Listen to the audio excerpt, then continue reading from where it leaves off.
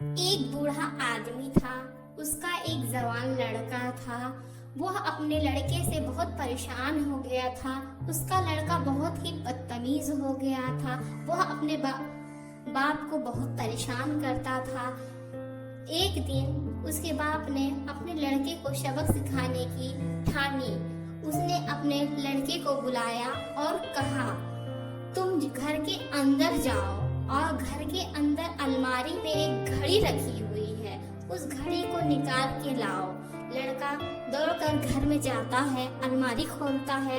अलमारी खोलता है तो देखता है कि सच में अलमारी में घड़ी रखी हुई है। वह घड़ी को निकाल कर ले आता है और कहता है कि मैं घड़ी ले आया।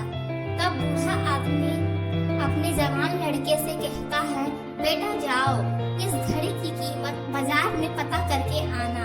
वह लड़का अपने पिताजी की बातें सुनकर घड़ी लेकर बाजार में चला जाता है और बाजार में उसकी कीमत पता करने लगता है। किसी ने उस घड़ी की कीमत 200 रुपए बताई, तो किसी ने उस घड़ी की कीमत 500 रुपए बताई, किसी ने उस घड़ी की कीमत 1000 बताई। जितने लोग थे सभी ने उस घड़ी की कीमत अलग अलग बताई। वह लड़का शाम को घर आता है और कहता है, पिताजी मैंने इस घड़ी की कीमत पता की।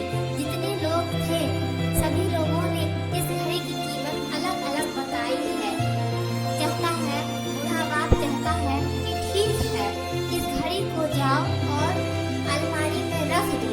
दूसरे दिन फिर सुबह अपने लड़के को वह बूढ़ा आदमी बुलाता है और कहता है कि बेटा जाओ, फिर उस घड़ी को लेकर आओ। वह लड़का जाता है और घड़ी लेकर आता है। अब उसका बाप उस लड़के से कहता है, अब तुम इस घड़ी के अंदर जो समय चल रहा है उसकी कीमत पता करके आओ। वह लड़का बाजार में फिर चला जाता है और लोगों से उस घड़ी के अंदर जो समय चल रहा है उसकी कीमत को पता करने लगता है। जितने लोगों से वो पूछता है वह समझ नहीं पाते हैं कि ये लड़का क्या पता करना चाह रहा है। उसी समय यह सारा वाकया एक बूढ़ा आदमी देख रहा होता है और वह समझ जाता है कि ये लड़का क्या पता करना चाहता है। वह आदमी उस लड़के को बुलाता है और कहता है कि बेटा तुम जो पता करना चाहते हो उसकी कीमत नहीं है। समय जो गुजर जाता है